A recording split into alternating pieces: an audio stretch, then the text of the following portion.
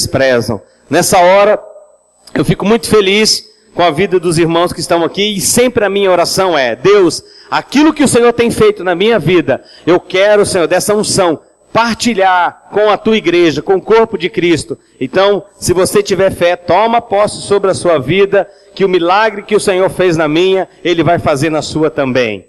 Amém? Hoje, ministramos uma palavra ontem, hoje vamos entrar numa parte um pouco mais prática. Irmão, ainda se você puder ainda reduzir um pouquinho esse retorno aqui, está um pouquinho alto. Hoje nós vamos entrar numa parte um pouco mais prática. Eu quero falar sobre decisões para uma boa administração. Eu quero dar algumas dicas para vocês, eu quero trabalhar algumas coisas sobre como você conduzir a sua vida financeira, como você conduzir a sua casa, a sua família. Em 1 Timóteo, capítulo 6, versículo 10, a palavra fala: porque o amor ao dinheiro é a raiz de todos os males. Querido, deixa eu falar uma coisa para você. O amor ao dinheiro, esse sim é um pecado. Porém, não há pecado nenhum você ter muito dinheiro. Amém? Talvez você já viu no passado pessoas dizendo: o dinheiro é do diabo.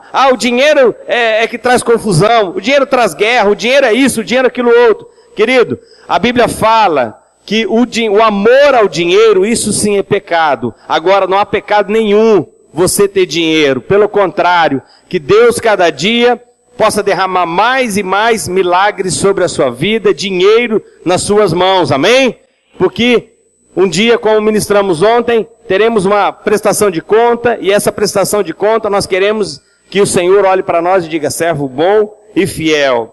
A Bíblia fala que, em Mateus capítulo 6, versículo 24, ninguém pode servir a dois senhores, não servir a Deus e às riquezas, né? Nós não devemos servir a Mamon. O dinheiro, ele é uma bênção, mas ele também pode ser uma maldição na vida de algumas pessoas.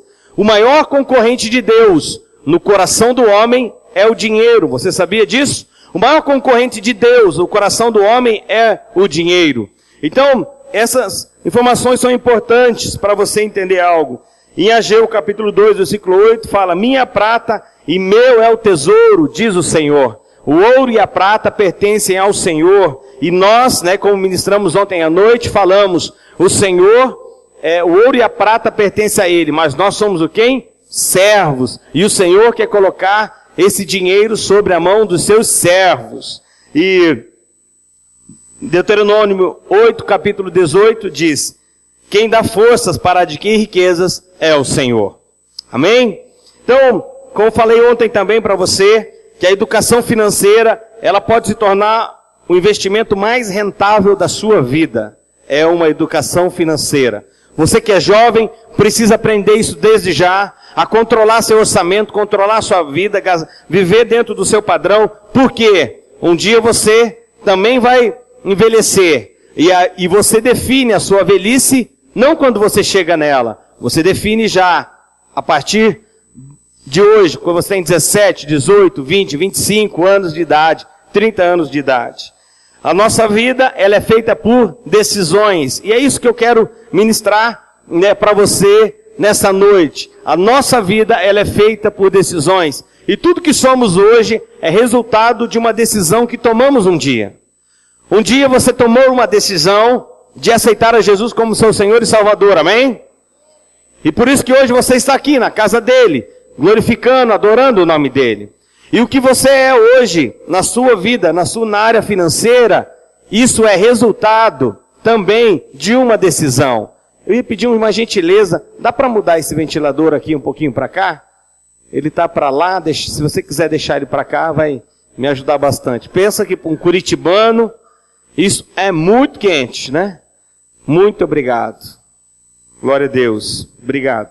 Aqui também tem um, olha aqui, Maravilha. Galardão para você também, pastora.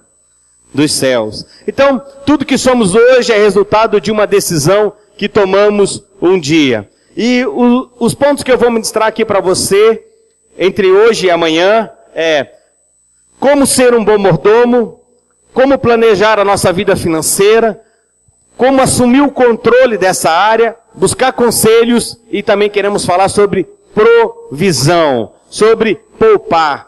Então, dentro desses 5 pontos, eu quero trazer alguns ensinamentos muito práticos para a sua vida, muito prático para você, e você líder de célula.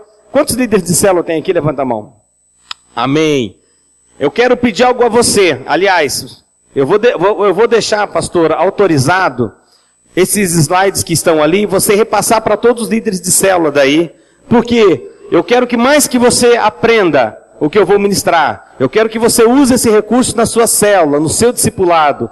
Então, esse material dos slides, você pode disponibilizar para eles, repassar a eles, para que você tenha essas anotações, para que você possa trabalhar depois com a sua célula, no seu discipulado. Ok? Então, a educação financeira, ela é um investimento. Olhe para quem está do seu lado e diga: educação financeira é um investimento. Durante muitos anos, esse assunto não foi falado nas igrejas. Durante muitos anos, esse assunto era proibido falar em igreja, falar sobre finanças na casa de Deus, porque é um lugar santo, então lá não se fala sobre dinheiro. Porém, a igreja passou de um modelo para outro modelo. Qual o modelo? Onde algumas igrejas só falam sobre finanças, só falam sobre dinheiro. O que Deus tem nos abençoado e nos dado graça para ensinar é sobre esse equilíbrio que temos que ter nessa área. Amém? E como algo que eu sempre gosto de citar, a importância de falar em finanças na igreja é porque muitas vezes você não ouve falar de finanças, por exemplo, na escola. Eu acredito que as escolas deveriam ensinar sobre educação financeira. A faculdade não ensina sobre educação financeira.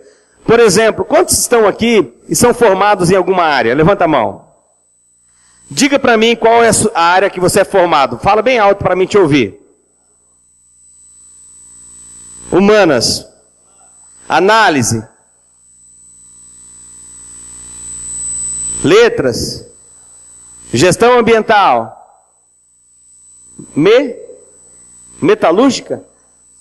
Pedagogia, perdão. Contabilidade. Direito. Letras. Teologia. Ok. Pegamos aqui várias pessoas que são formadas em uma faculdade. Você estudou o primário, você estudou o ginásio, você entrou numa faculdade, você fez um vestibular, você entrou numa faculdade, cursou 4 ou 5 anos dessa faculdade, você se formou em uma profissão, porém, você não teve uma aula na sua faculdade, na sua escola, no teu período escolar, no seu currículo todo, que falasse sobre finanças, sobre organização financeira, sobre educação financeira. Então, o que acontece hoje, o que eu tenho visto? Pessoas se formam, estudam muito para se formar, se tornam, talvez, excelentes advogados, excelentes mestres em letras, excelentes pessoas, pedagogos, excelentes profissionais em diversas áreas, médicos, excelentes médicos, porém, eles se tornam alguém muito conhecido, ganham muito dinheiro, mas eles acabam o quê? Não sabendo administrar esse dinheiro. Porque isso não é ensinado nas faculdades, isso não é ensinado nas escolas. Então, a importância da igreja trazer esse ensino para vocês é de sumo valor importante. Porque é algo que não foi feito lá fora, a igreja está fazendo. Então, a motivação da igreja em nos trazer, em ensinar esses princípios, é para abençoar a sua vida. Amém? E só para você entender como o dinheiro é espiritual, a Bíblia, das 38 parábolas de Jesus, 16 delas ele trata sobre dinheiro. Das 38 parábolas de Jesus, 16 ele está falando de dinheiro. Ele está usando exemplos, né? A Bíblia fala mais de dinheiro, mordomia, finanças, contribuição, do que amor, por exemplo. A Bíblia fala mais de finanças do que salvação, fala mais do que fé. Um dos assuntos mais comentados na Bíblia, e que existem mais versículos, é sobre a área de finanças. Só para você ter uma ideia, existe mais de 2.000 versículos na Bíblia. No livro do Greg Hill, Bens, Riquezas e Dinheiro, ele fala que tem 2.084 versículos na Bíblia que falam sobre mordomia, contribuição, dinheiro, dízimo, ofertas. Então, só para você entender como isso é forte da parte de Deus. Muita gente fala, finanças não é espiritual, finanças é natural. Eu pego dinheiro e eu entrego o dinheiro no altar. Não, finanças é espiritual sim. Se não fosse, não tinha tantos versículos na Bíblia falando sobre finanças. Então, a primeira coisa que eu quero partilhar com você, e aqui o mesmo princípio, né? Para você administrar R$1.000 é o mesmo princípio para você administrar R$100.000. Pastor, eu ganho 5, você está dentro disso aqui. E também você ganha menos que 1.000 também. O princípio é o mesmo para você administrar as suas finanças. Quem ganha 1.000 e ganha R$100.000. E eu quero começar falando com você sobre o princípio de mordomia. Eu quero, na verdade, continuar aquilo que eu comecei a ministrar ontem, aquilo que eu comecei a falar com você. Você foi abençoado ontem com aquela palavra, amém? Senão você não teria vindo hoje também, né? Se você voltou, é porque você gostou. Eu quero continuar falando sobre aquele princípio de mordomia. Nós, né, fomos chamados para sermos bons mordomos, amém? E o que é o mordomo? É aquela pessoa a quem o dono confia algo. Mordomo é aquela pessoa que é confiado algo nas mãos dela. E Deus confia algo em nossas mãos. Deus confia algo nas minhas mãos. Deus confia algo nas suas mãos. E Ele quer que você seja o quê? Um bom mordomo.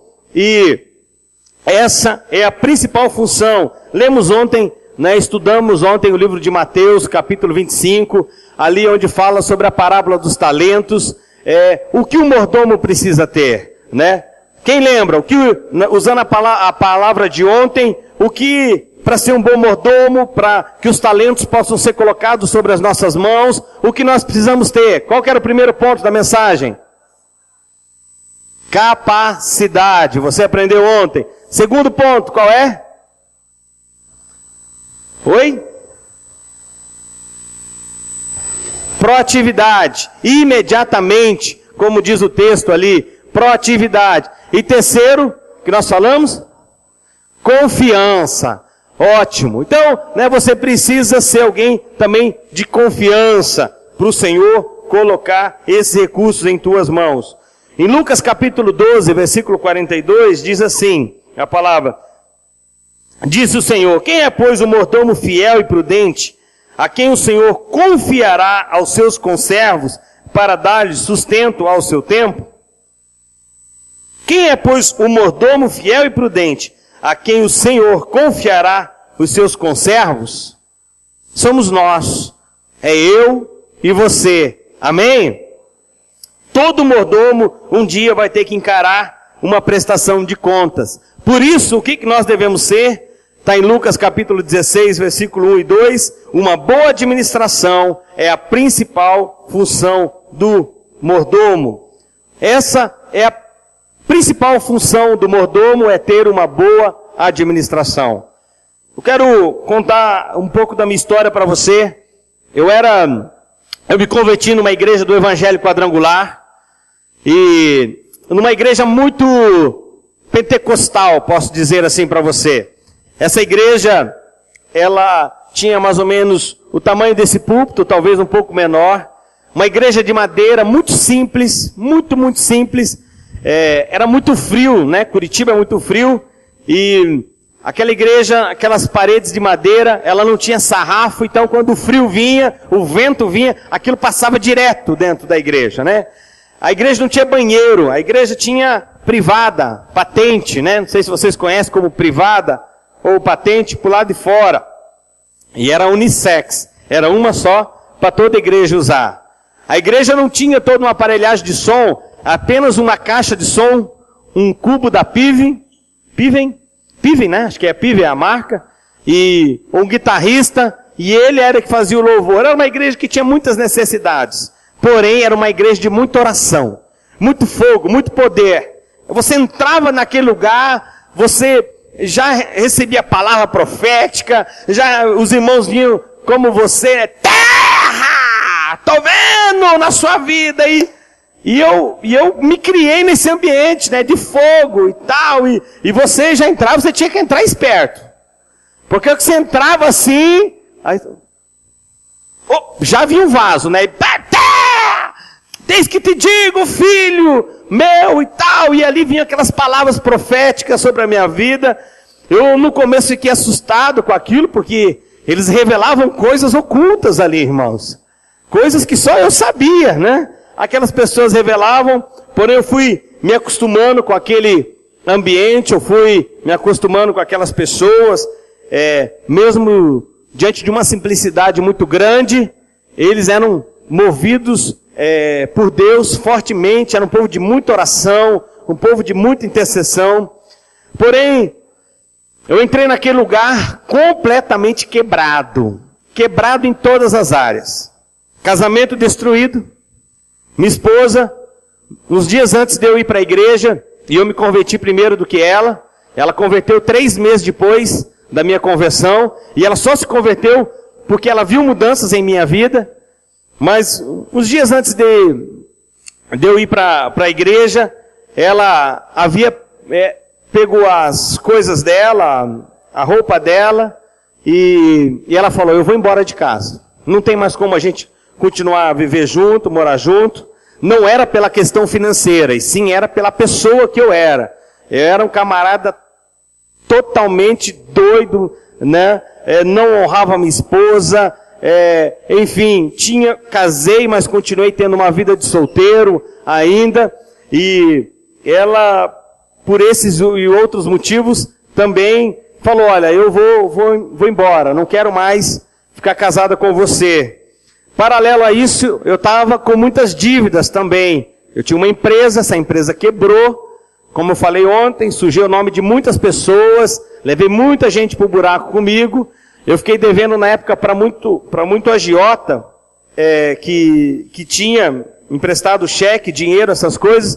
Eu havia emprestado, então esses homens, eles haviam iam consequentemente na minha casa me ameaçar. E uma vez eu estava em casa, saindo para o trabalho, 7 horas da manhã, era assim, eu tinha um filho bem novinho, Murilo, meu filho tinha alguns meses, a minha esposa saía mais cedo para trabalhar, e a minha mãe vinha na minha casa e ficava até umas 9 horas na minha casa, até o sol sair, para ela poder levar ele para a casa da minha sogra. Num desses dias, ela entrando no meu condomínio, no meu apartamento onde eu morava, esses 3 homens, 3 agiotas, eles entraram na minha casa, e a minha mãe não percebeu, eles seguiram ela, e eles entraram no meu apartamento. E foi um dia de muita humilhação. Me xingaram, falaram muitas coisas para mim, xingaram a minha mãe, o meu filho, ameaçaram de morte, fizeram muitas coisas. E foram embora. E quando eles saíram dali, eu chorei muito por causa daquela situação toda, mas eu criei uma decisão dentro de mim. Eu falei para eles, eu passei essa humilhação, mas vocês vão passar coisa pior, eu vou matar vocês 3. E eu morava num lugar, né, bem tranquilo assim, né, bem tranquilo. Você podia sair na esquina e comprar uma arma ali, bem tranquilo, né. É um lugar bem tranquilo. Eu falei, eu vou matar esses caras, eu vou matar eles. E eu lembro que eu saí para comprar uma arma para fazer alguma coisa contra eles. Foi nesse período que a minha irmã, me convidando para ir à igreja, foi nesse período eu tentando procurar uma arma para poder matar esses homens, casamento destruído, vida financeira destruída. Eu falei, bom, já que eu não tenho nada a perder, então, mas eles vão sofrer a consequência também. Nesse período, foi o período que eu me converti. Foi o período que eu fui para a igreja. E eu me converti nessa igreja dos Canela de Fogo. Porém, eu estou ali nessa igreja 2 ou 3 meses. Após esses 3 meses que eu comecei na igreja, a minha esposa, algumas semanas depois que eu comecei a ir na igreja, eu chegava em casa e ela falava, onde que você foi? Eu falei, eu fui na igreja. Igreja? Você está doido? Para de mentir. Já falei para você, fala a verdade. Não, eu estou falando a verdade. Esse que é o duro do mentiroso, né? Porque ele mente, quando ele fala a verdade, ninguém acredita. Falei, não, eu estou indo na igreja.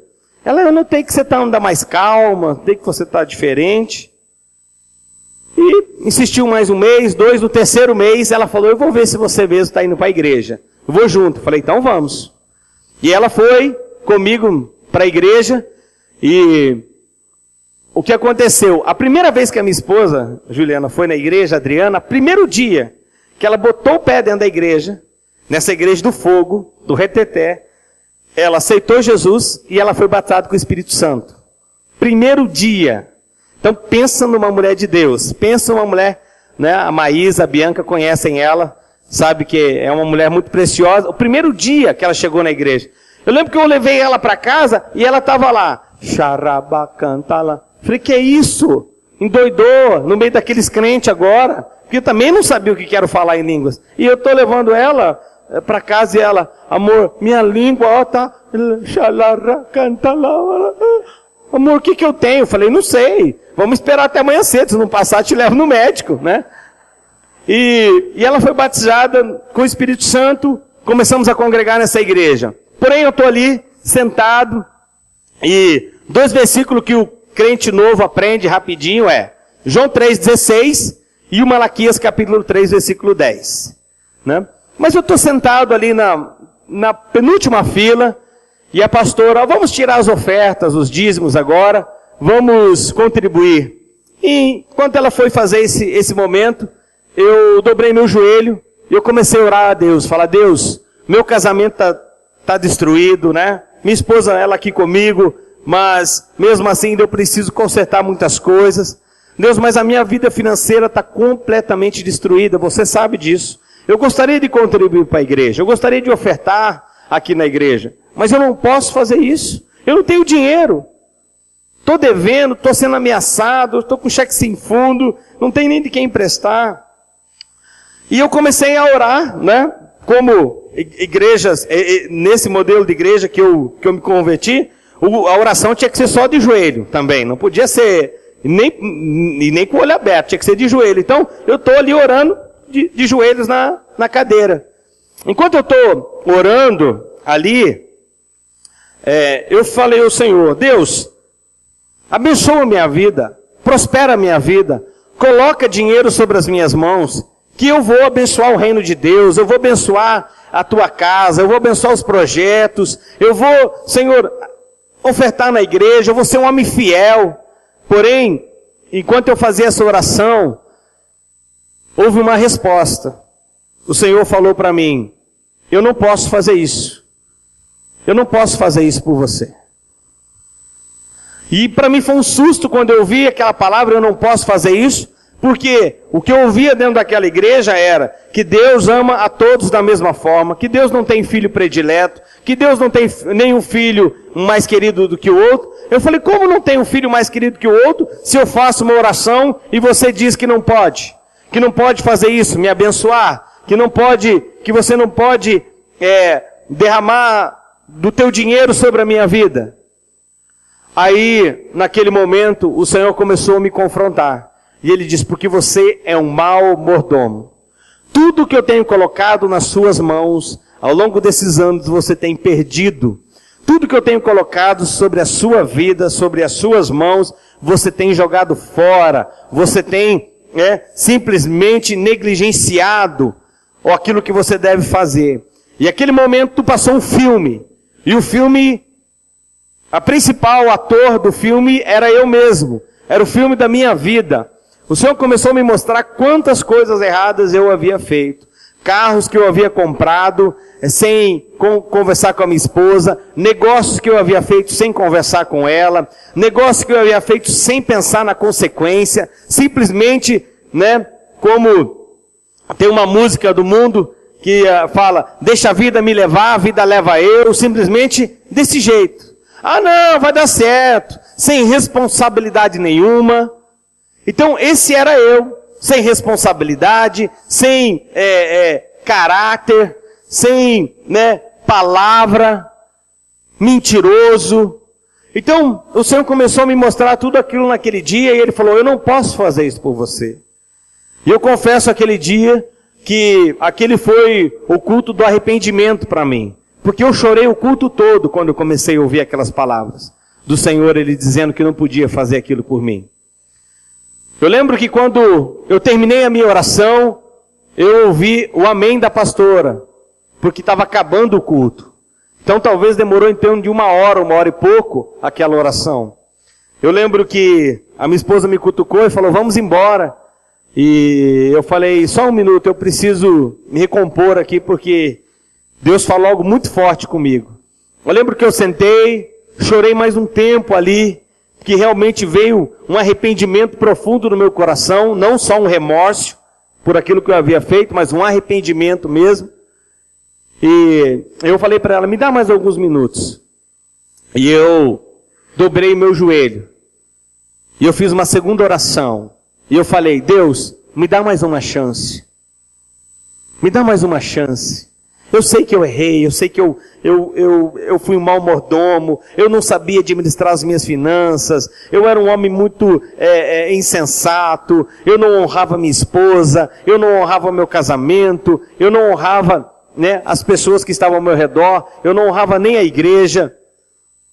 E naquela hora, enquanto eu estava ali fazendo aquela oração, pedindo, Deus, me dá mais uma chance, eu imaginei que viria um daqueles canela de fogo, né?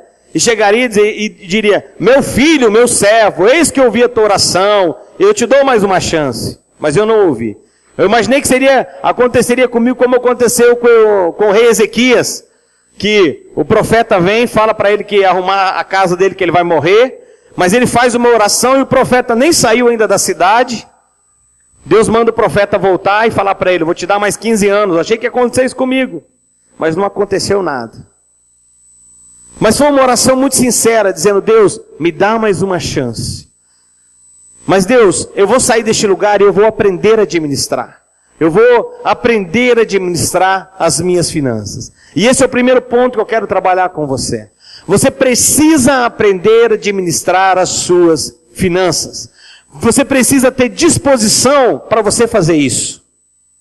Eu não era alguém disposto a fazer isso. Eu olhava, não, esse negócio aí dói minha cabeça, começo a estudar sobre finanças, falar sobre dinheiro, isso dói minha cabeça, não tenho paciência. Não, isso aí eu vou deixar, as coisas comigo vão acontecer, aliás, estão acontecendo. Eu não tinha disposição para aprender. Alguém ia me dar um conselho, e eu falava, não, sim, eu já sei, eu já conheço. Eu já sei como é que funciona. Não tinha essa capacidade nem de sentar e aprender com quem tinha mais conhecimento que eu. Mas aquele dia, eu levantei daquele lugar e eu fiquei esperando uma palavra de Deus. Deus não falou comigo. Deus não enviou um profeta. Nada aconteceu. E eu confesso para você que eu fui embora até um pouco triste. Porém, dentro de mim, eu tomei uma decisão. E eu disse, Deus, eu vou aprender a administrar tudo aquilo que você colocar nas minhas mãos. Mesmo sem ouvir a resposta de Deus. Mesmo sem Deus falar comigo claramente como Ele havia falado minutos antes, dizendo, eu não posso fazer isso. Eu saí daquele lugar, eu comecei a comprar livros. Eu não tinha livraria evangélica naquele momento ainda, mas eu lembro que eu fui numa livraria, comprei livros que falam sobre finanças, eu comecei a comprar revistas, eu fui buscar seminários, lugares como esse que eu poderia aprender com pessoas, e foi dessa forma que eu comecei o quê? A aprender a administrar. Sabe por quê? Nós pensamos sempre o seguinte, eu vou ter para depois aprender. Mas não, nós precisamos aprender para daí ter. Amém? Porque tem muita gente que espera ter para daí querer aprender. E não é o correto. É você aprender para quando você tiver, você saber usar. Então, você precisa aprender a administrar as suas finanças. Mas olha só, presta atenção em algo muito importante. Existe uma grande diferença entre você ganhar dinheiro e você saber trabalhar com o dinheiro. E muitas vezes, quando eu estou falando daquele primeiro ponto, você precisa administrar, você pensa, não, ganhar não é ganhar, é administrar. Talvez ganhar dinheiro, você saiba ganhar dinheiro. Talvez você possa até dar aula para mim, curso para mim, nessa área de como ganhar dinheiro. Qual é o momento? É ganhar dinheiro fazendo isso. Ou agora o momento é ganhar dinheiro fazendo aquilo outro. Talvez você tenha muitas ideias como fazer isso. Mas existe uma grande diferença entre você ganhar dinheiro e você saber trabalhar com o dinheiro. Por exemplo, eu lembro que o brasileiro ele é muito, muito esperto, né? O brasileiro ele não deixa passar nenhuma oportunidade. Nós somos muito espertos. Eu lembro que uma vez eu estava nos Estados Unidos e eu estava em New Orleans. E eu fui ministrar, e porém no dia que eu cheguei lá, o pastor, o Márcio, chegou para mim e falou, olha, eu preciso hoje ir até uma cidade vizinha, porque está tendo um mutirão aqui do consulado brasileiro. Então, era numa igreja, a igreja cedeu o espaço para fazer um grande mutirão ali com os brasileiros, né? New Orleans foi aquela cidade que sofreu a tragédia com Katrina, né? Então tinha muitos brasileiros naquele lugar, e ele falou, olha, hoje vai ter um mutirão e a gente precisa ir lá. Quem quer renovar carteira, quem quer pedir um documento de escola, quem quer renovar passaporte, era para fazer isso. E, ok, eu fui com ele. Eu lembro que eu cheguei lá, eu fiquei um pouco na fila com ele, e ele, enquanto estava ali, falaram para ele, olha, ninguém vai ser atendido dentro do consulado se não tiver o SEDEX, comprado o SEDEX. Era mais ou menos assim, você tinha que ir no correio, comprar o SEDEX, aí você entrava, solicitava o serviço, e aí aquele SEDEX que você comprou, que já era o correio, aquilo era devolvido para você. Sem o SEDEX, ninguém era atendido. E eu lembro que eu fiquei na fila para ele ali, e ele foi, comprou o SEDEX no correio, que era próximo, e voltou. Voltou, ficou ali na fila, e quando ele entrou para dentro do consulado, eu fiquei pro lado de fora. A gente chegou por volta das 10 da manhã, e saiu lá pelas 2, 3 da tarde. Mas quando foi meio-dia, o correio fechou. E mesmo assim continuou chegando pessoas. E aí todas as pessoas que chegavam, estavam na fila, vinha alguém e dizia, você tem o SEDEX? Ah, não tenho, você precisa ir no correio comprar. Ah, mas o correio está fechado, e agora? Quando deu meio-dia, fechou o correio. Porém, meio-dia e 5, meio-dia e 10, chegou uma meia dúzia de brasileiros ali, com muitos SEDEX na mão para vender. SEDEX, SEDEX, SEDEX, quem quer comprar? As pessoas, é claro, eu vou comprar. Porém, o SEDEX no correio era $5, e eles estavam vendendo ali a 50. Mas era uma necessidade, ou compra por 50, ou depois você tem que esperar outro momento daquele. Então a pessoa pagava $50 o SEDEX, $100 chegaram a pagar no SEDEX, que custava 5. Então o que acontece? Pessoas espertas, pessoas que sabem ganhar dinheiro. O brasileiro tem muito isso. Você ensina algo para alguém hoje, amanhã ela está fazendo melhor do que você. O brasileiro tem essa expertise de ganhar dinheiro, mas muitas vezes ele não sabe o que? Administrar o dinheiro. As irmãs que estão aqui podem confirmar para mim talvez uma coisa. Quando você vai ao salão fazer aquela chapinha, aquela progressiva, regressiva, que deixa nós homens, né, maridos depressivos, né? Então, depressivo por causa do preço, né? Porque é muito bonito quando a mulher vai no salão, né? Eu sempre falo que não existe mulher feia, existe marido pão duro, né? Esse marido pão duro que às vezes não quer gastar, não quer investir no patrimônio. Mas, por exemplo, se você, mulher, vai no salão, você simplesmente não chega lá no salão e a maquiadora, a cabeleireira, ela está ali sem fazer nada. Normalmente você tem que ligar uma semana antes, às vezes até, para conseguir um horário. Correto ou não? Porém, quando você chega naquele lugar, e aí você começa a conversar, às vezes, com aquelas pessoas que estão ali, elas começam a reclamar. O movimento está ruim, está faltando dinheiro, está isso, está aquilo outro. Então, você percebe que são pessoas que sabem ganhar dinheiro, a ponto dela ter uma agenda cheia sempre. Mas muitas vezes ela não sabe administrar o dinheiro. Sabe aquela oficina que às vezes você quer levar o carro, mas daí você tem que agendar para deixar lá para fazer um serviço, porque nunca tem espaço? Aquela pessoa, com certeza, ela sabe ganhar dinheiro. É um bom profissional, mas muitas vezes ele não sabe administrar o dinheiro que ganha. Alguns casos acabam não acontecendo, não sabendo.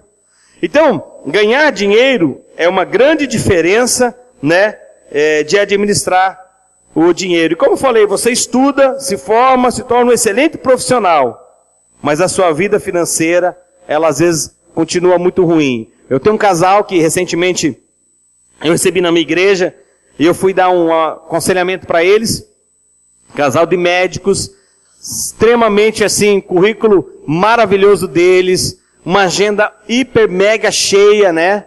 Porque muitos hospitais querem eles, porém completamente endividados. Por quê? Não sabem trabalhar com o dinheiro. Simplesmente saem comprando, gastando, vivem fora do padrão. Então nós começamos ali um aconselhamento com eles, e o primeiro ano foi só para pagar a dívida. Mas no segundo ano, eles conseguiram comprar um carro zero à vista. Mas por que isso? Porque eles têm uma boa renda. O problema deles é que eles não estavam sabendo administrar aquela renda, né?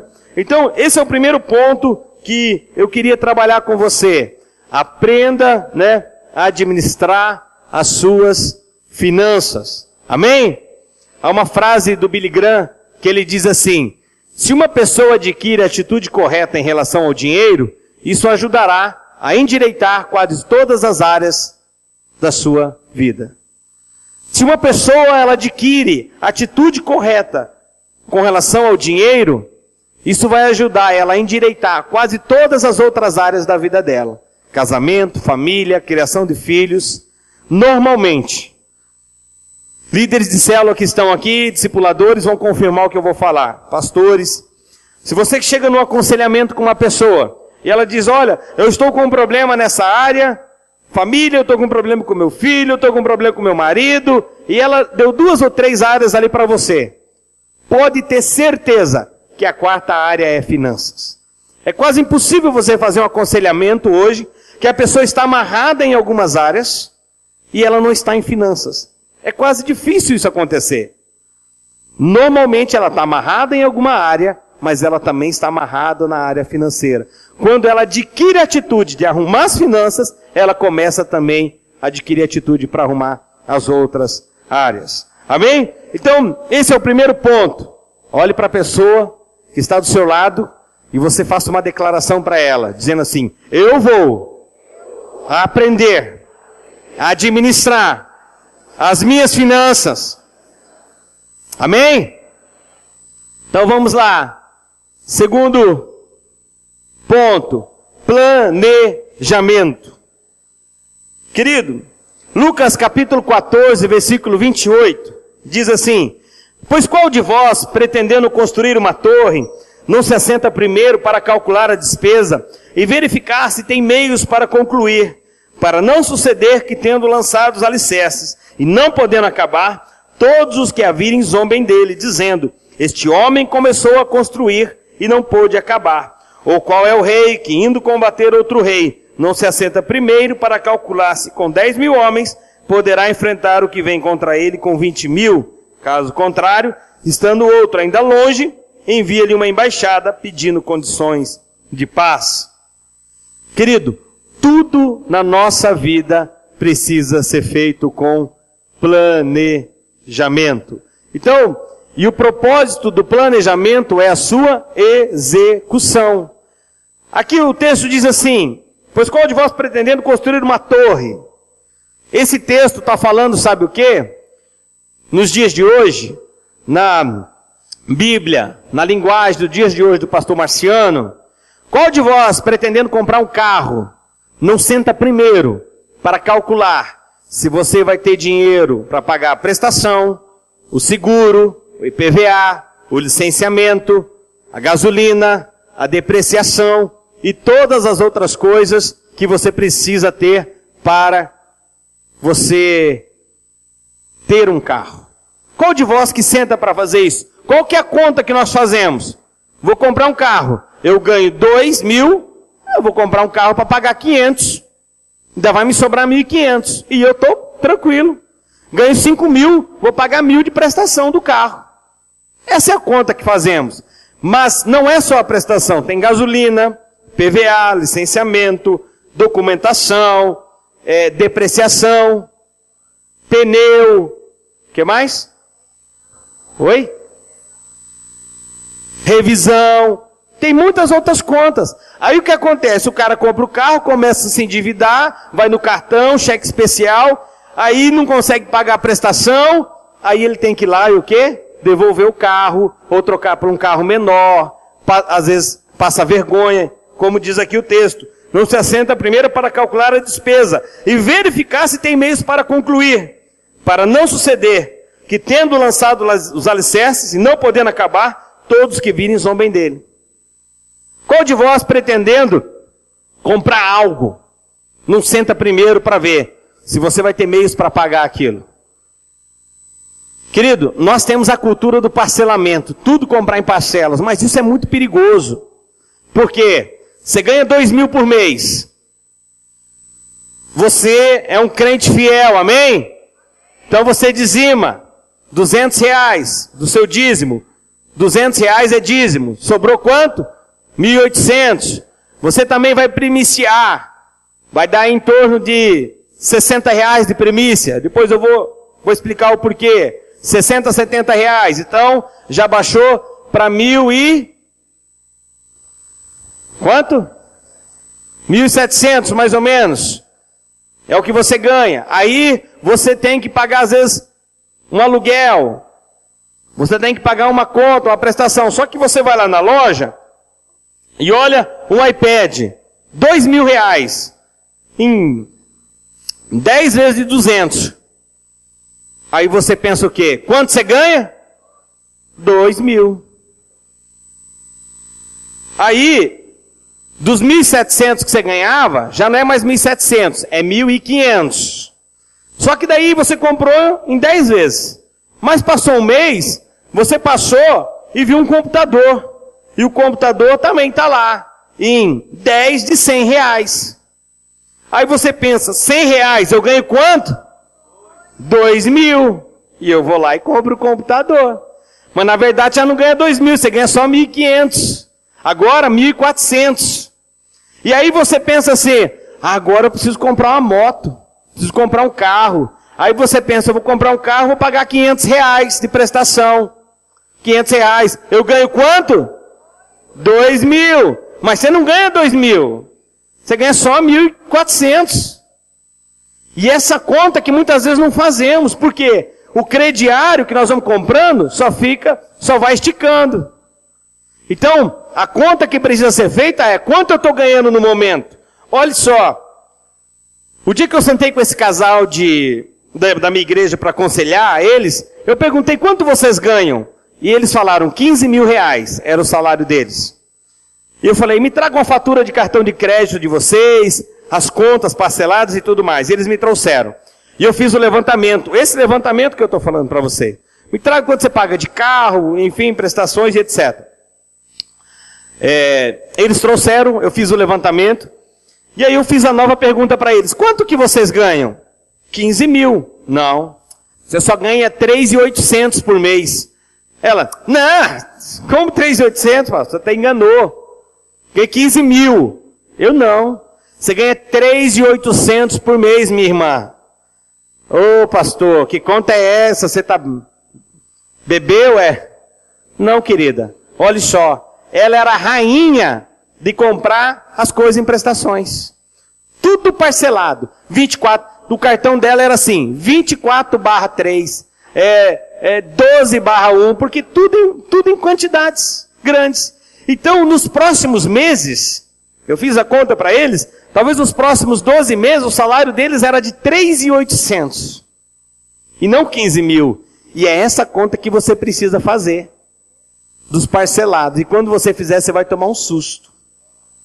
Que às vezes você está fazendo conta ainda em cima de um valor que você ganha, mas quando você começa a ver os parcelados que você tem a vencer, aquele valor é pequeno.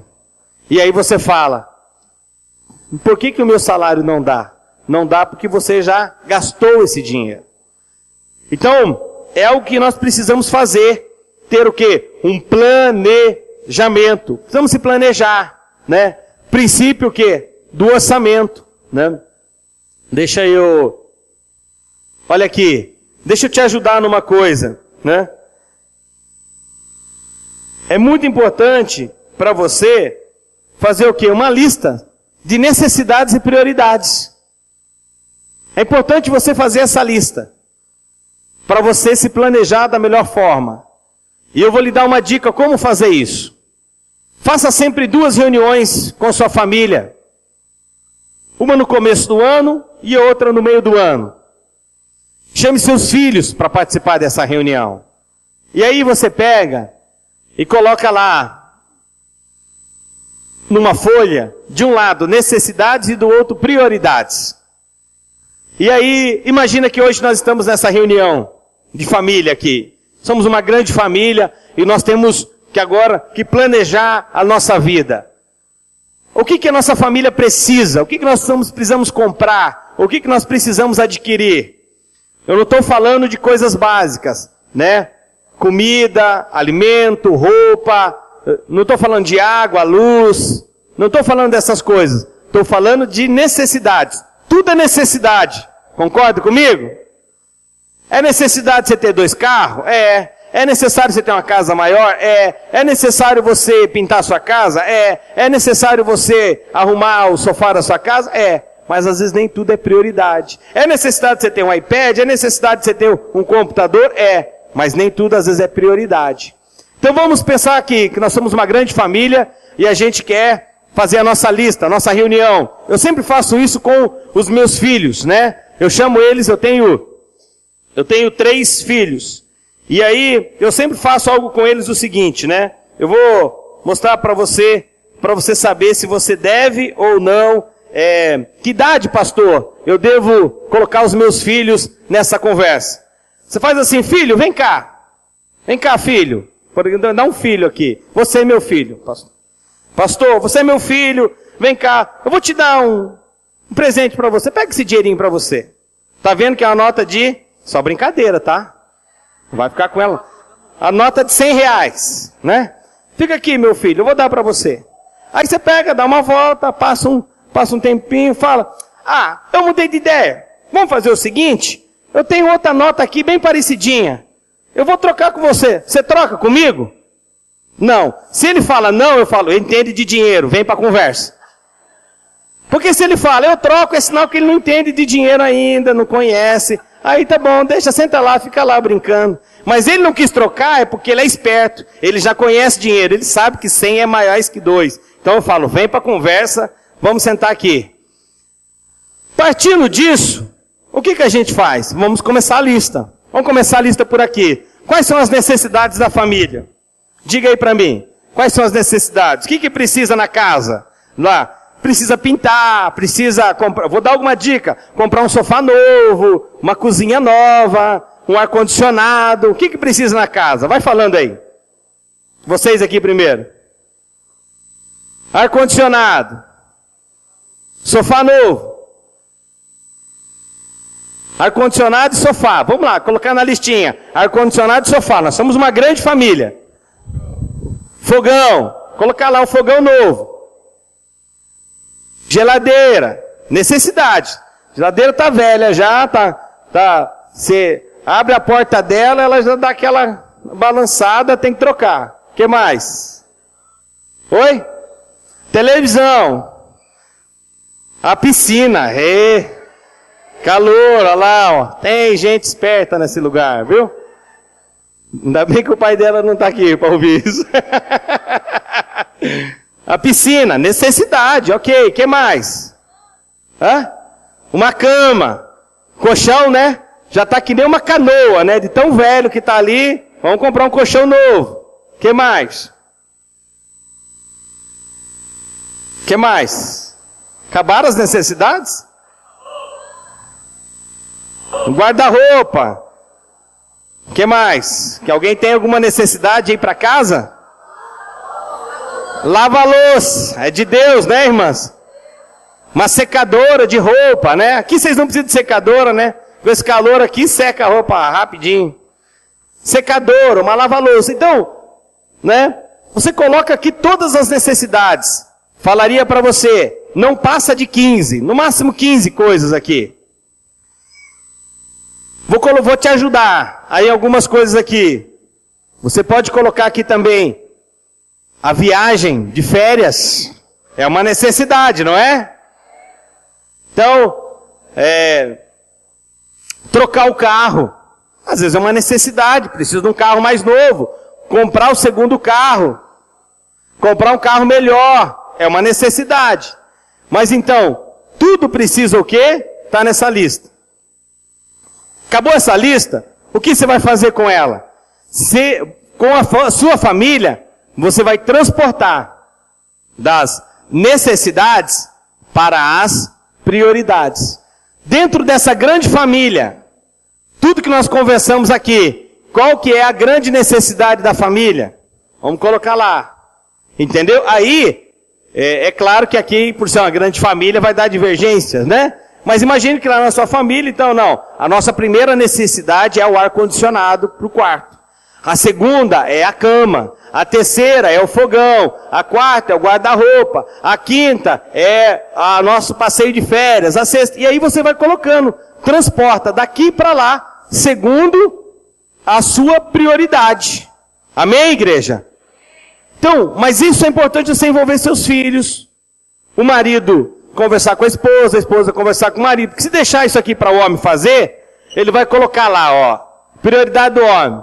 Trocar o carro, trocar as rodas do carro, colocar som no carro, arrumar o carro, viagem, comprar mais um carro, celular, o Brasileirão 2015. As prioridades do homem são uma, das mulheres são outras. E ambos estão certos, porém, precisam haver um acordo. Após você fazer essa listinha, de 15 ali, 16 coisas, até 20, é um número bom, você vai carregar aquela listinha no bolso, com você, dentro da sua Bíblia, dentro da sua pasta, dentro da sua Bíblia você vai estar sempre orando. Por quê? Quando você sair, for no shopping, com a sua esposa, vamos fazer, já vamos no shopping, vamos dar uma volta, fazer um lanche, um cinema. E aí a irmã está passando ali no shopping, né, com você. E aí, shopping, tem bastante shoppings aqui na cidade, né? Qual que é o mais famoso aqui? O Parque Shopping. Está passando no Parque Shopping e aí ela olha aquela bolsa. Aquela bolsa que ela está há tempo sonhando com aquela bolsa. E mais, a bolsa estava 999. E agora está por 199. Imperdível aí, ó. Imperdível, não tem como perder. De 999 por 199, ela fala, né? Ela dá aquela paradinha e fala, amor, né? Na hora assim, o amor, ele sai até, assim, com o coração, né? Ela chega a dar até uma gaguejadinha, né? Amor, olha essa bolsa. De 999, a bolsa que eu tanto sonho com ela, por 199. Em 10 vezes ainda, amor. Olha só. E a vendedora, né, fazendo assim, vem. Né? E a bolsa, né, fazendo para você também vem. Aí nessa hora, meu irmão, eu vou dar uma dica para você. Você tem a listinha. Ela anda com você. Você vai falar assim, não vou comprar essa bolsa. Está amarrado. Em nome da listinha, está amarrado. Isso aqui, irmão, nem pastor Getúlio consegue amarrar desse jeito. Está amarrado em nome da listinha. Você não vai comprar bolsa, você não vai comprar sapato, você não vai comprar o que você quer. Por quê?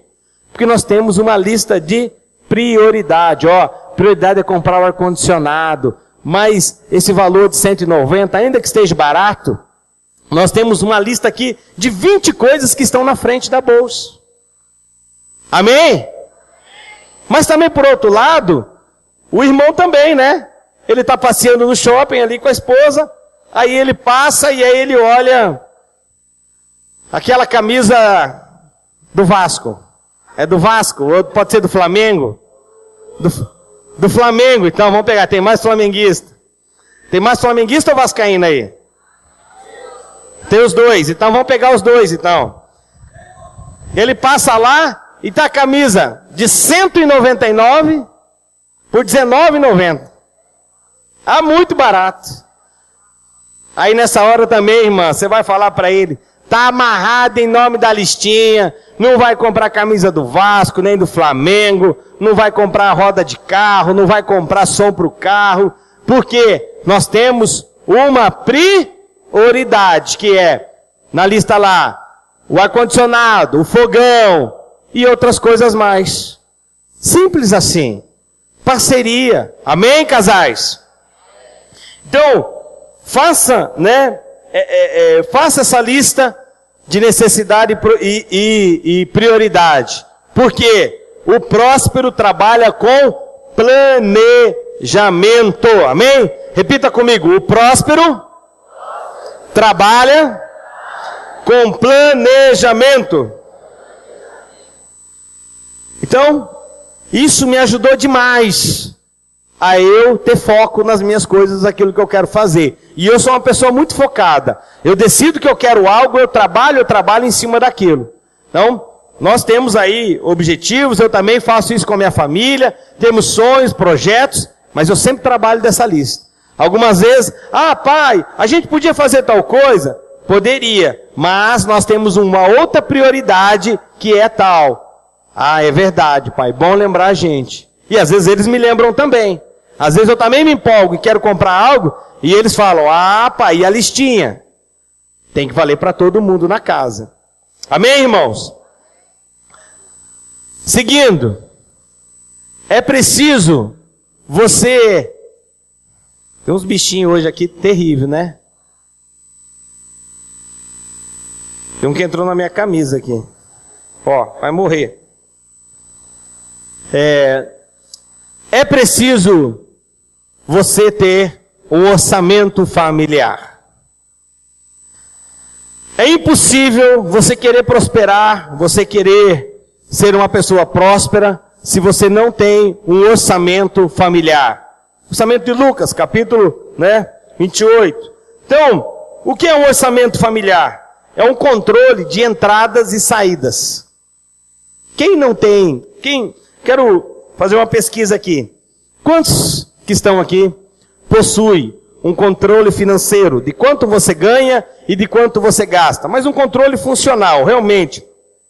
Planilhado, bonitinho, quanto você ganha e quanto você gasta. Levanta a sua mão.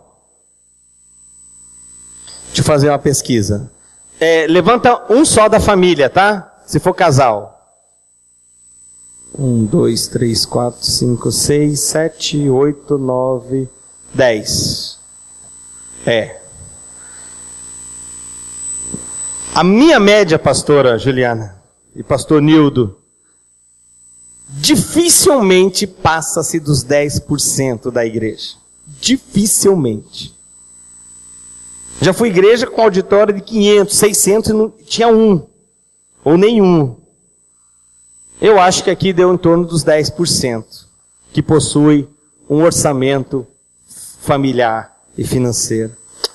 E irmão, amigo, deixa eu dizer uma coisa para você. Esse é um pecado mortal. Se você não tem, você está cometendo esse controle de entradas e saídas. Por quê? Você não sabe o quanto você ganha, então você não sabe o quanto você gasta. E é muito mais fácil você estar gastando mais do que você ganha, do que menos do que você ganha. E aí você entra usando cheque especial, cartão de crédito. Muitas vezes isso está fazendo o quê? Parte do teu salário, por você não ter esse controle. Controle de receita. O que é a receita?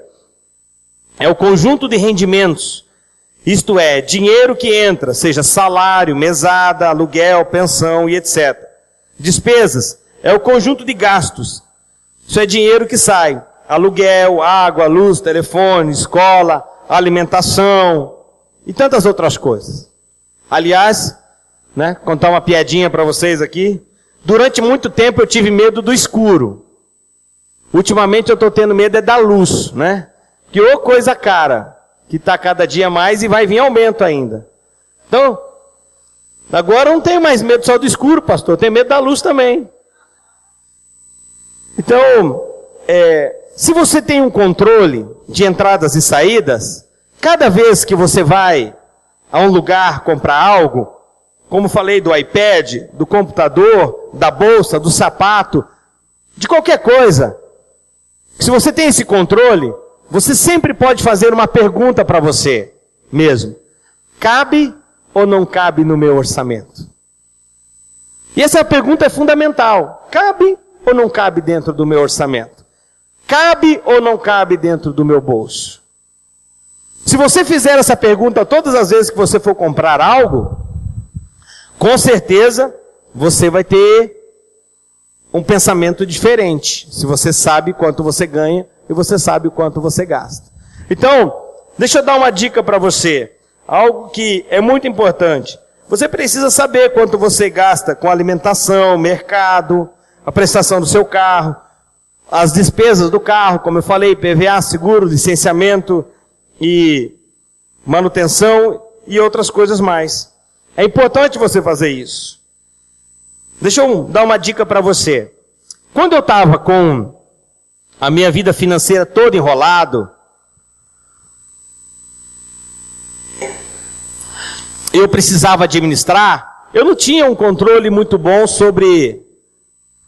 Você não foi chamado, tá? Para seminário.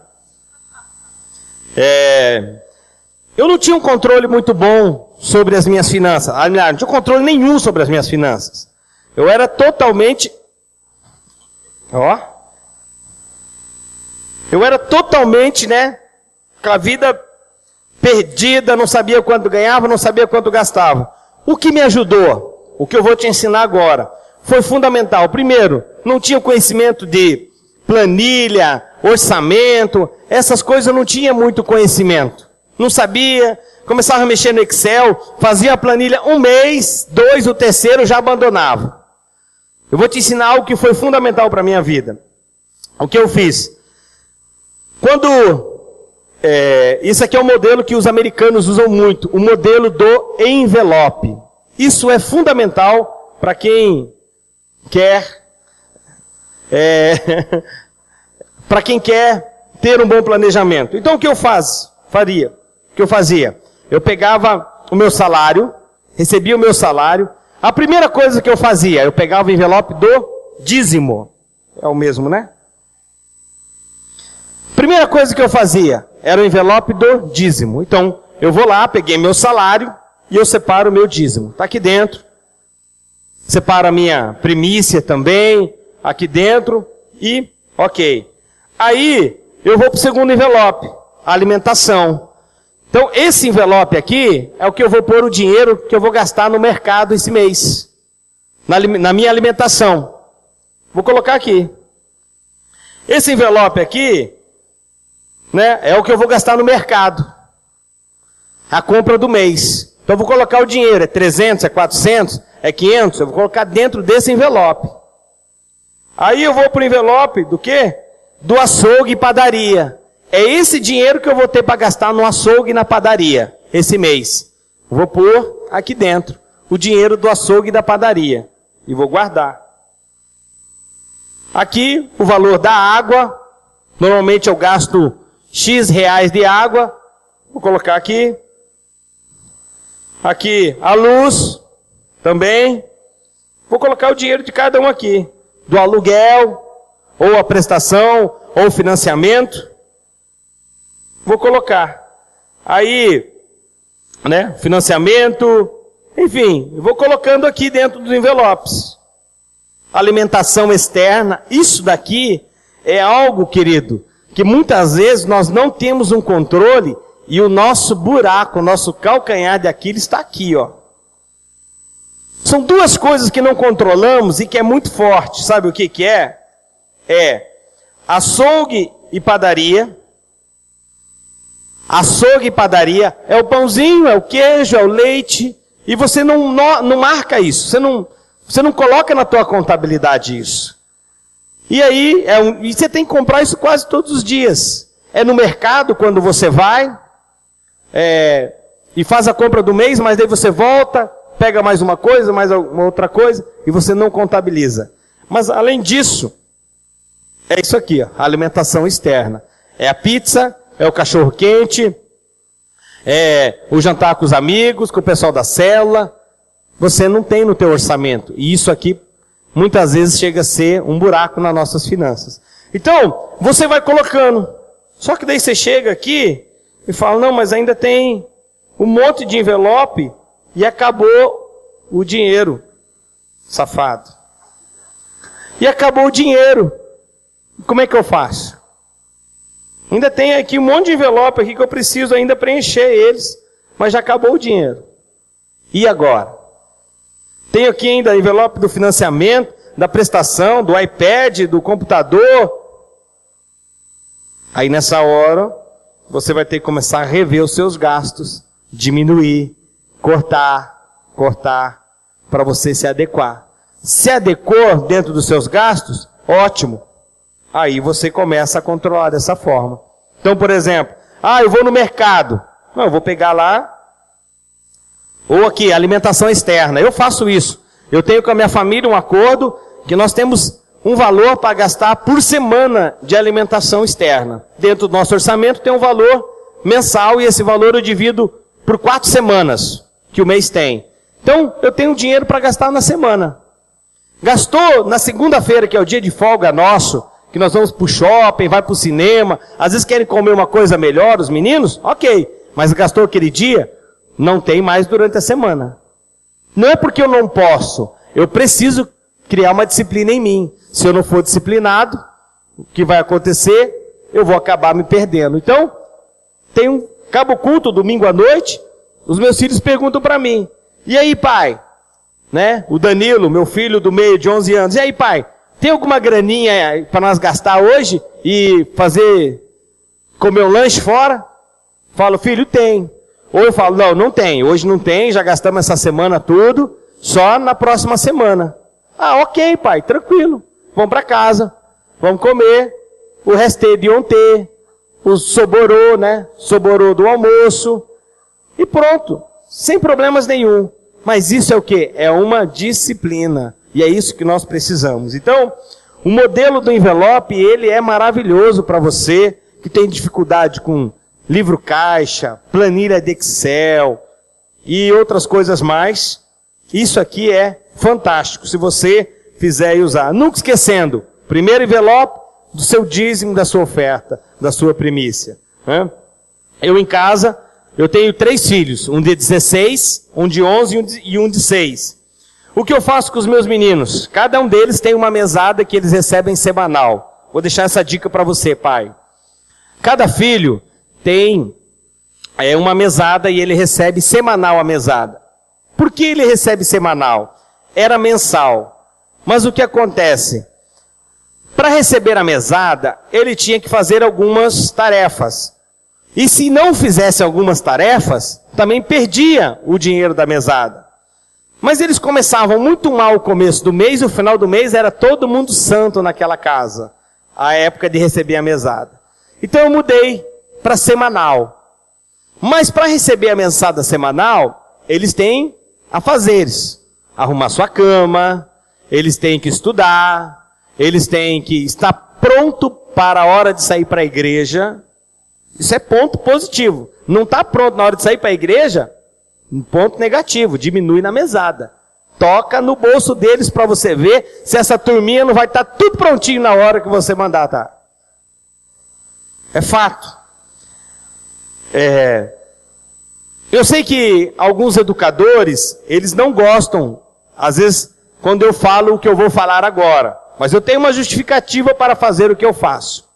Eu cheguei para os meus filhos para dar uma motivação escolar para eles e eu disse assim: a cada nota 100 que você tirar no boletim, não é nota, não é prova. A cada nota 100 que você tirar no boletim, vocês vão ganhar R$100. 99 não ganha nada. 98 não ganha nada.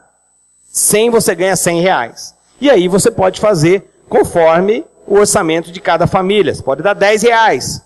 Um exemplo, né? Depende do teu orçamento.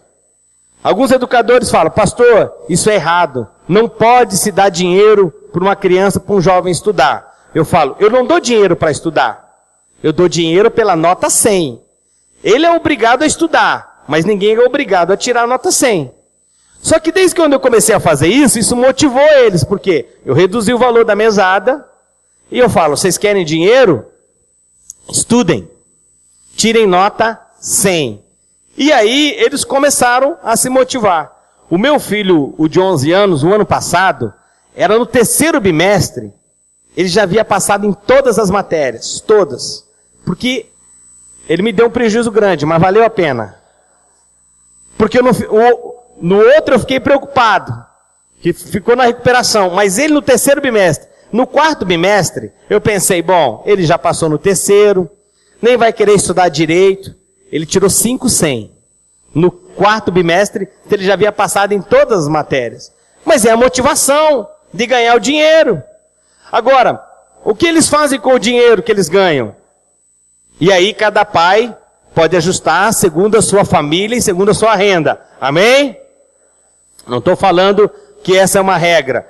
Estou dando uma sugestão. Cada filho meu também tem um livro caixa. E eles lançam o dinheiro da mesada no livro caixa deles. Eles podem gastar o dinheiro deles com o que eles quiserem. Pode comprar o que eles quiserem. Eu não me interfiro na compra, naquilo que eles querem. Porém, se eles trazem o livro caixa para mim toda semana, pastor Nildo, com tudo anotado, crédito e débito. Gastei R$10 no shopping, R$5 comprei de bala, dei dízimo, porque é obrigado, se não der dízimo e não der primícia ali também, o devorador entra. Então, eles trazem para mim, eu confiro o caixa deles, tá certinho? Eles ganham um bônus. Ganha mais um bônus, um dinheiro. Por quê? Por ter aquele controle financeiro. O meu filho de 11 anos, o Danilo, ele dá show, pastora, hoje, e muito adulto, sobre livro caixa. Ele sabe tudo, ele sabe como fazer entrada, saída. Pensa um menino que tem tudo controlado que ele gasta. Às vezes eu chego, ele tem, e aí mais do que isso, agora por ele estar controlando as suas finanças, por ele estar cuidando, às vezes eu vejo ele parado e olhando algo para comprar. Eu falo, o que você está pensando, Danilo? Ele fala, pai, eu acabei de consultar o meu livro caixa, e ele tem também no celular dele as anotações dele. Eu tenho lá R$80. Puxa, pai, mas esse jogo é R$50. Acho que eu não vou comprar, não. R$50 esse jogo. É muito dinheiro. Eu só tenho 80, vou ficar com 30. Não vou gastar, não. Além dele ter um controle hoje das finanças, ele está tendo consciência do valor, quanto custa cada coisa. Coisa que muitas vezes nossos filhos não têm. Só fica me dá. E aí quando você não dá, fica bravo. Faz bico, chora, faz manha. Então, os meus 3 filhos hoje, eles têm livro caixa, e eles fazem entrada, saída, e eles ganham bônus quando... Por quê? Pastor Nildo, pastora Juliana, eu estou criando 3 homens. Esses 3 homens vão ser 3 sacerdotes. Esses 3 homens vão ser 3 homens de Deus. Esses 3 homens vão ser 3 pais de família. E vão ser 3 pais de família que esses princípios que eu ensino, eles vão poder ensinar muitos outros e vão poder ensinar os seus filhos. Amém? Vou fazer uma pergunta para você aqui. Quem está aqui? Os casais casados, levanta a mão. Fica com a sua mão levantada. Qual de vocês que antes de casar... Só os casados, levanta a mão bem alto, ok. Pode baixar. Qual de vocês que antes de você casar, o seu pai, ou sua mãe, seu tio, seu avô, sua avó, seu pastor, seu líder, seu discipulador, alguém sentou com você e disse, vem cá, meu filho, vem cá, meu amigo, vem cá, meu discípulo. Eu quero mostrar para você quanto custa para ter uma família. Quanto custa para ter um casamento. Quanto custa uma família água, luz, telefone, todas essas outras coisas. Como faz um livro caixa? Como você controla as suas finanças? Alguém aqui sentou com você, ensinou isso para você? Levanta a mão. Antes de você casar. Levanta a mão, alguém? Você? Quem fez isso com você? Quem? Sua mãe? Quem que é sua mãe? Parabéns. Uma salva de palmas para minha irmã aqui. Parabéns pela sua atitude. Por quê? Eu não tive isso, os meus pais não me ensinaram. A nossa geração não foi ensinada sobre isso. Nós não fomos ensinados. Nós fomos aprendendo como? Ferro com ferro. E vai fazendo, e vai fazendo, e vai fazendo. Então, isso é muito importante você entender. Eu tenho uma mensagem para os jovens. Eu não sei se essa está no site da Orvalho. 5 metas financeiras antes de você dizer o sim no altar. 5 metas financeiras antes de você dizer o sim no altar. Muito boa essa mensagem. Quem sabe um dia eu não volte e não pregue aqui na igreja, né? Para os jovens. Quer casar? Quem quer casar aqui, levanta a mão. Mas dá um grito, faz barulho, fica em pé. Quem não é visto não é lembrado, gente. Agora, você sabe o quanto custa para casar? Ou você acha que casar é só se você está pensando naquilo? Só está pensando naquilo. Vai viver daquilo. Ei!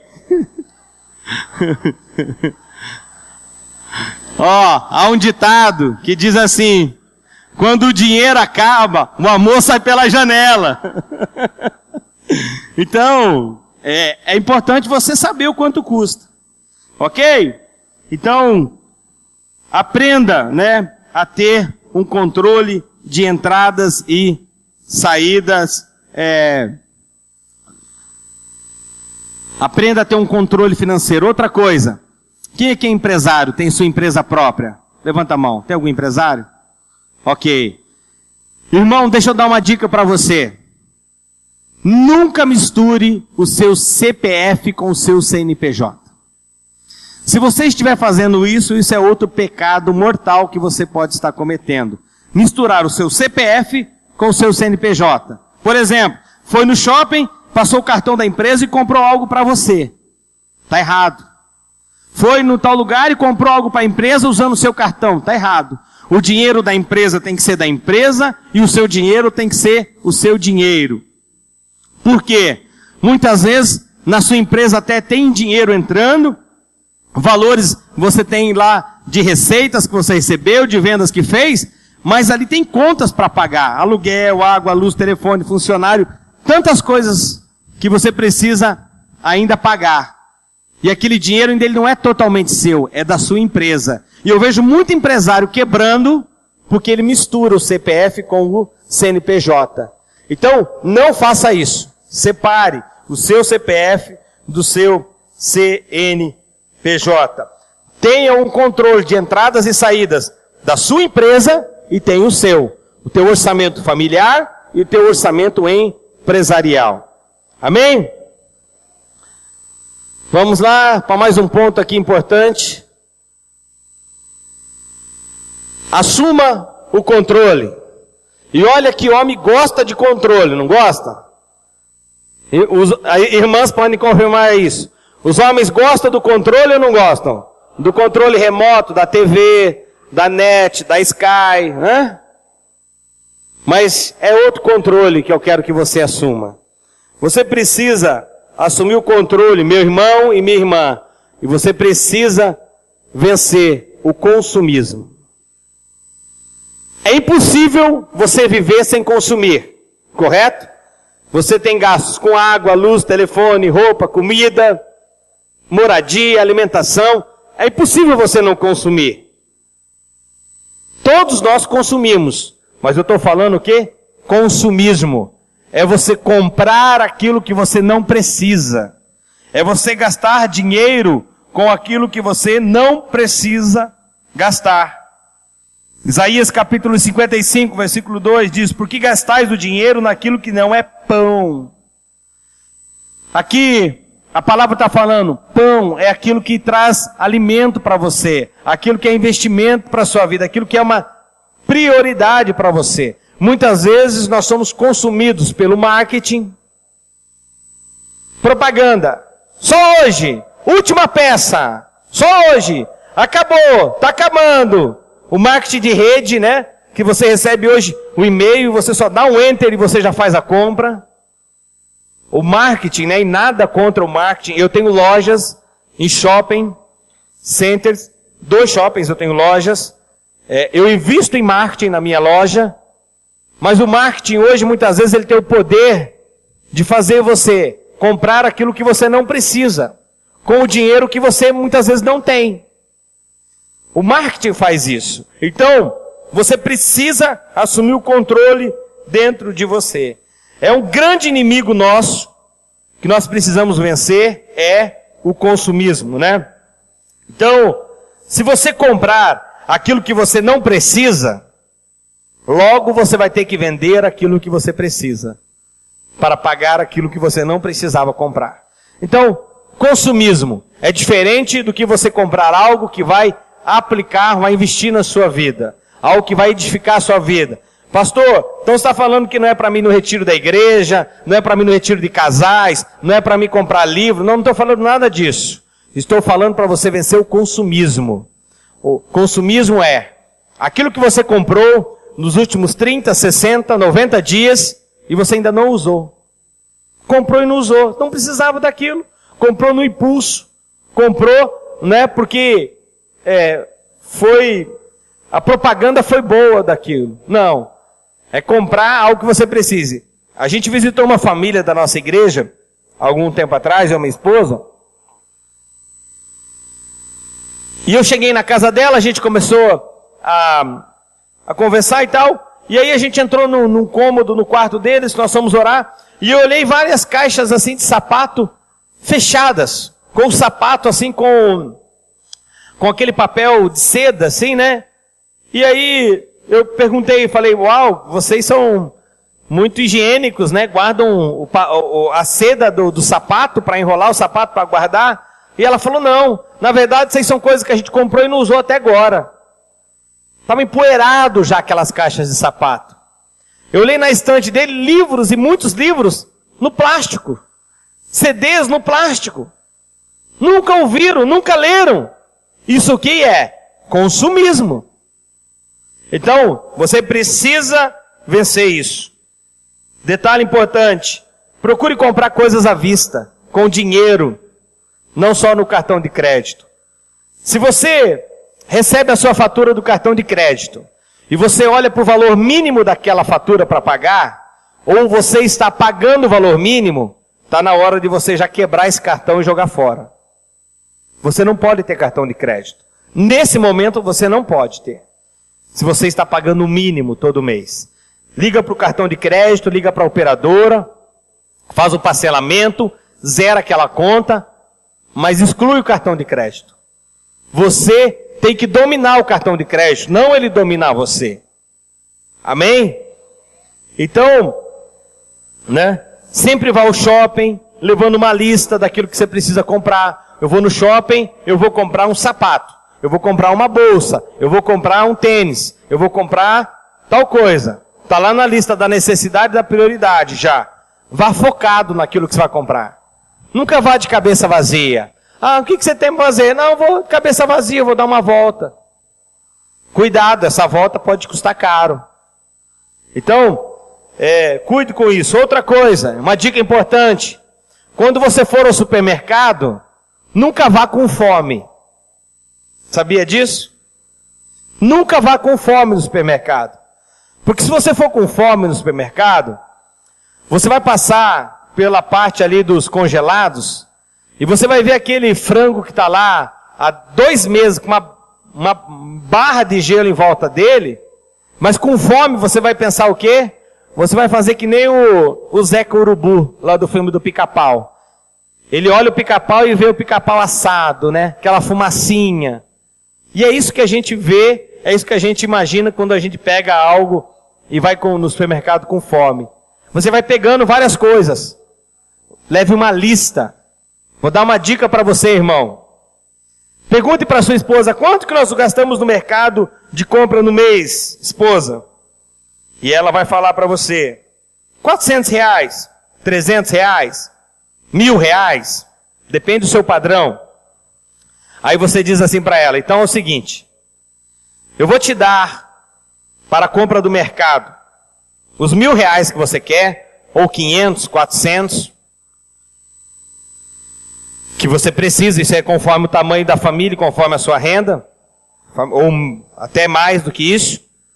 Eu vou lhe dar esse dinheiro, faz a lista do que você precisa. Quanto vai gastar com essa lista? 400. Então eu vou lhe dar os 400 para você comprar essa lista.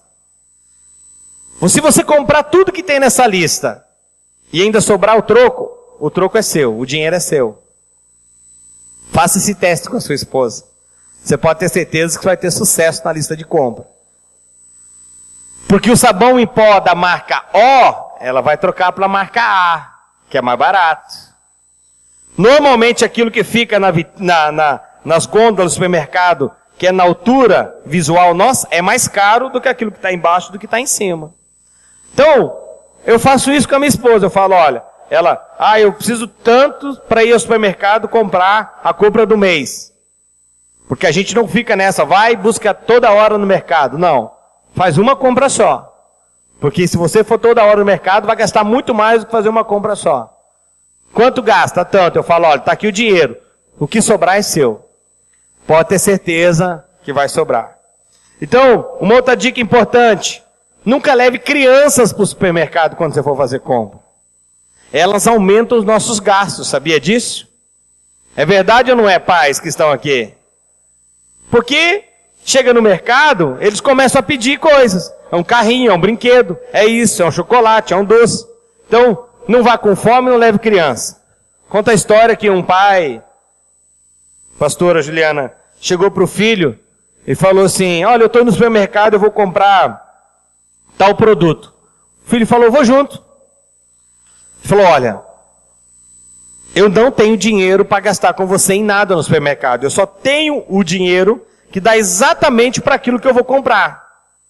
O filho, não tem problema, pai, eu não vou querer nada. Olha, não faça escândalo, eu não vou comprar nada para você, eu não tenho dinheiro. Não, pai, eu só quero ir de companhia com você. E o pai foi. Chegou lá, o pai comprou aquilo que ele queria, ele tinha o dinheiro certo para aquilo, o pai está saindo. Quando ele está saindo, o menino vê um brinquedo. Pai, compra para mim esse brinquedo. O pai fala, eu falei para você, filho, eu não tenho dinheiro para gastar. O papai veio só com esse dinheiro, está contado. O que ele fez? O menino caiu no chão e começou a chorar. Eu quero esse carrinho. Quem já viu essa cena no mercado? Eu quero esse carrinho, eu quero. Aí sabe o que o pai fez? Diz que o pai deitou do lado dele e começou, eu não tenho dinheiro. Aí o filho olhou o pai, ô pai, que isso? Levanta aí, tá fazendo passar vergonha. Então, é uma historinha, mas talvez você precise usar ela em algum momento. Então, vença o consumismo, ok? Agora é 9h22. Podemos ir um pouquinho mais, pastor, aqui? Posso ir um pouquinho mais para ganhar tempo para amanhã? Amém?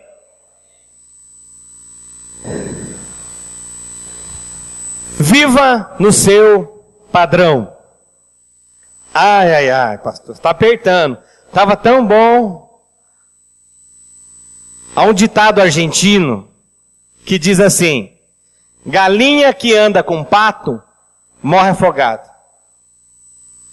E essa é uma verdade. Galinha que anda com pato, pastor Nildo, morre afogada. Galinha não sabe nadar. E a galinha ela está andando com o pato entra na água. E já percebeu que o pato ele andando, ele entra na água, ele continua andando? E a galinha quer fazer isso, ela acaba morrendo afogada.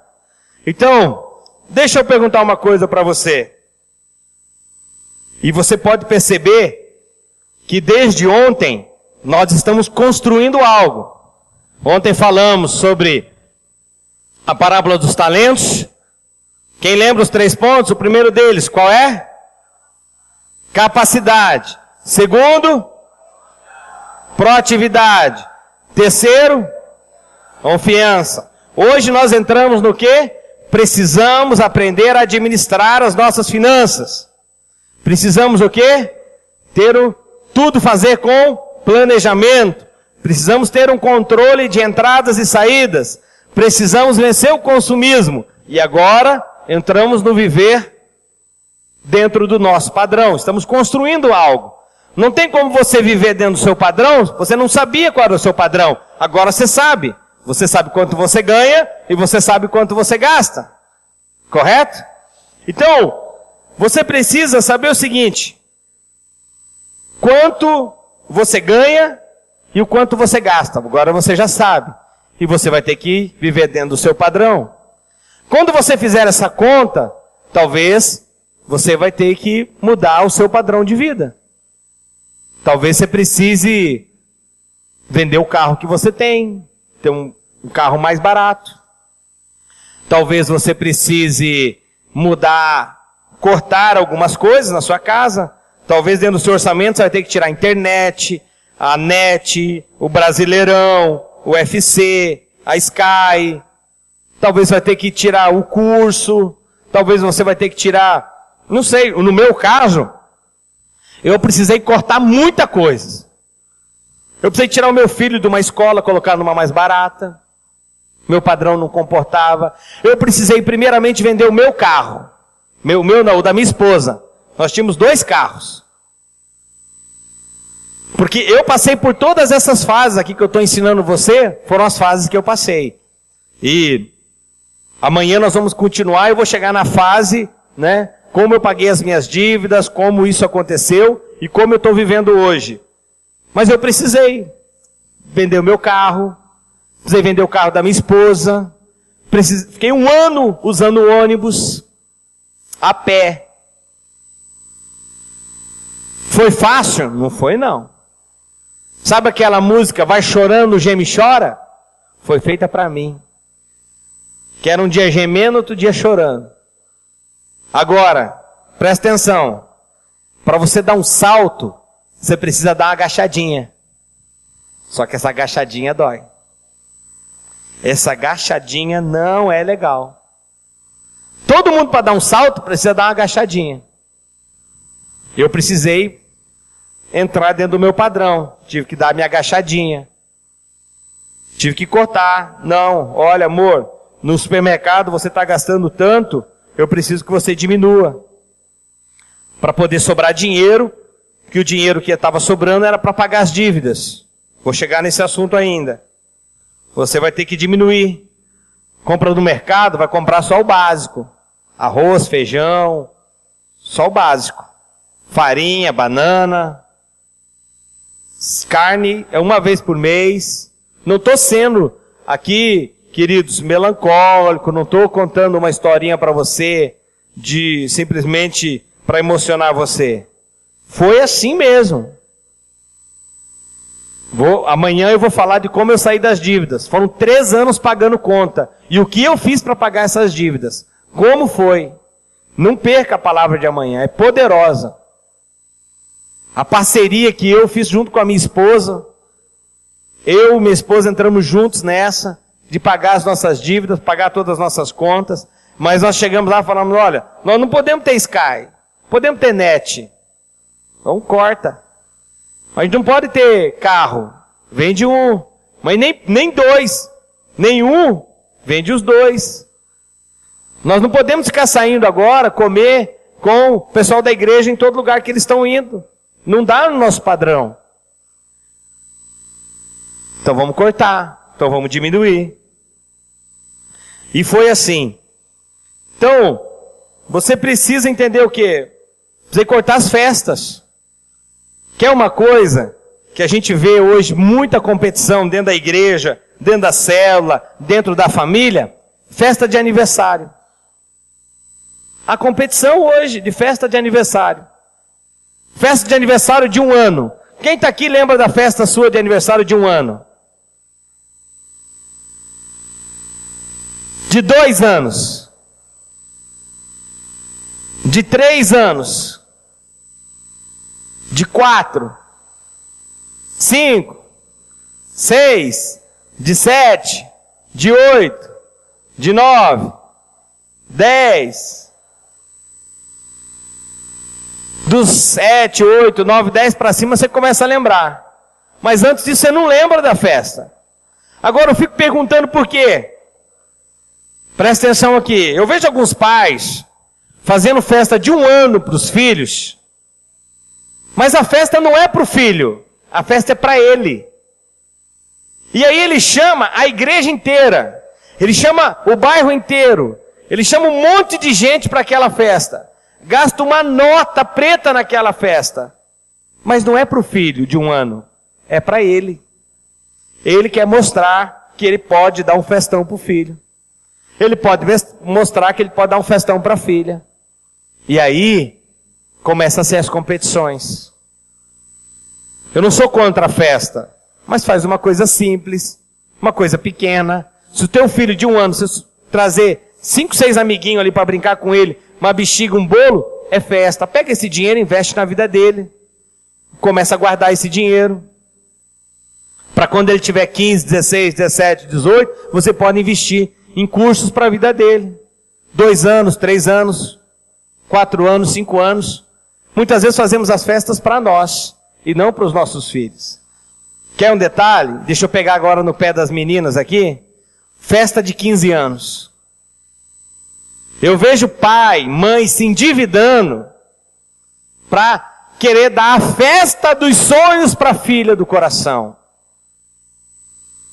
Eu não sou contra a festa. Eu sou contra o pai e a mãe se endividar. Ficar 2, 3, 4, 5 anos depois pagando uma festa para a filha. Não concordo com isso. Casamento. Pais que se endividam porque a filha exige a festa. E aí, ela quer uma festa de 30 mil, 40 mil, 50 mil, mas o pai não pode. Mas o pai vai lá e empresta.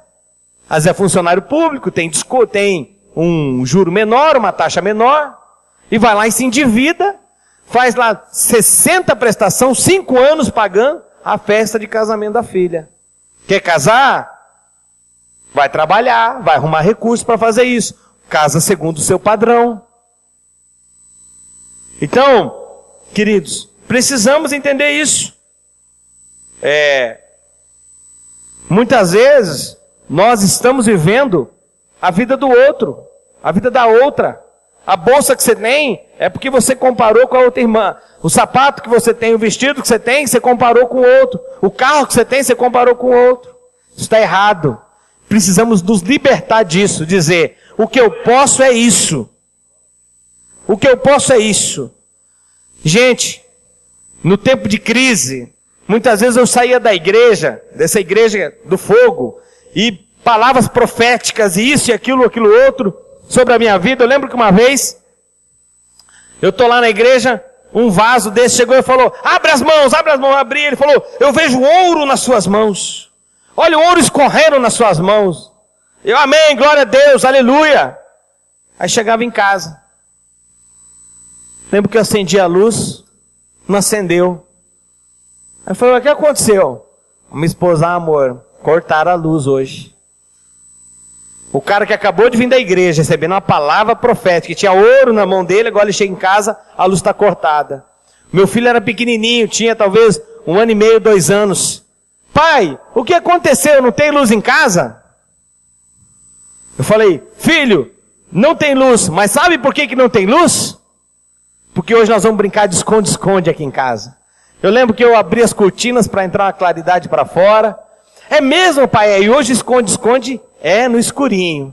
E eu lembro que eu brinquei com ele, no escuro ali, por dentro quebrado. Pensa um homem que tinha vontade de só sentar e chorar. Você já teve a luz da sua casa cortada? Dói, não dói?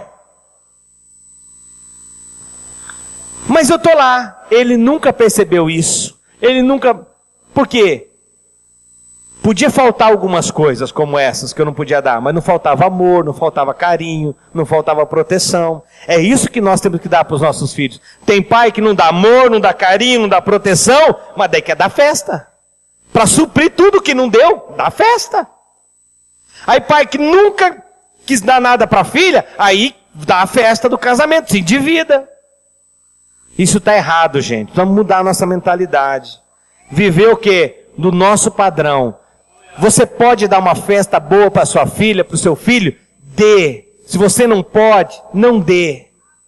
Eu casei. Meu casamento foi um casamento muito simples.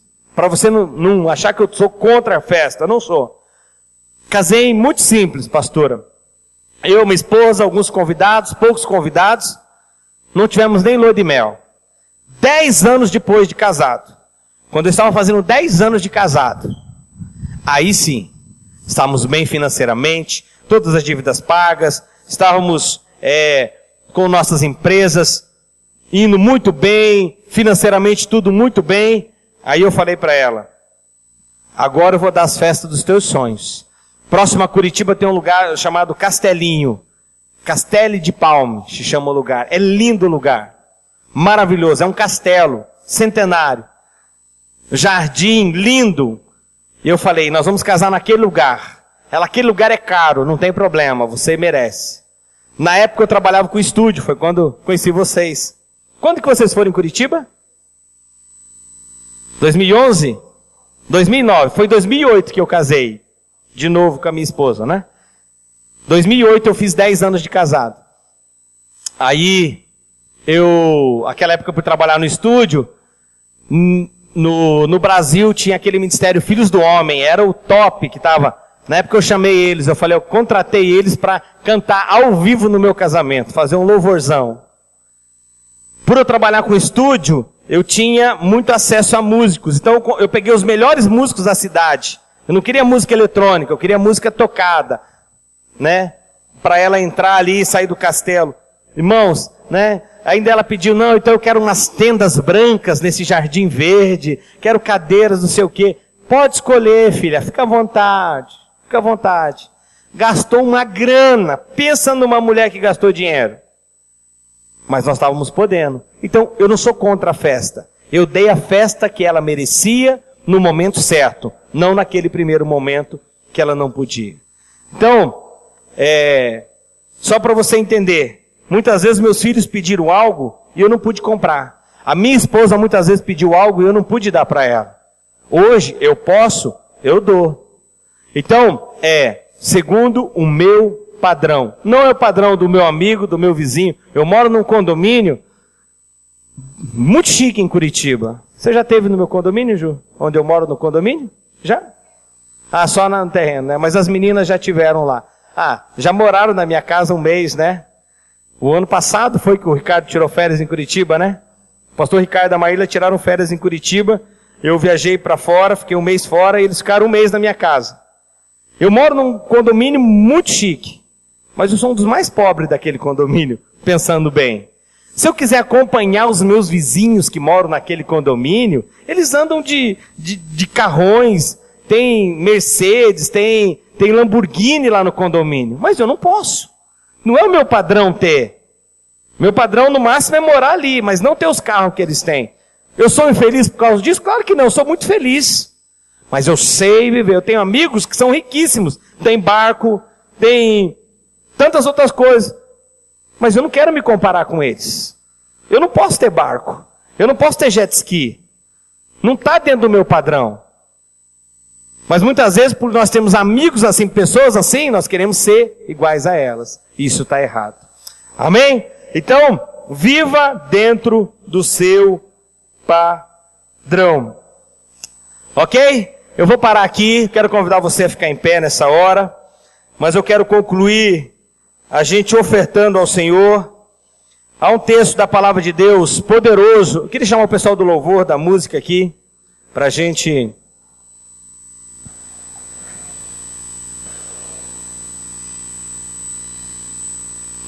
cantar uma música.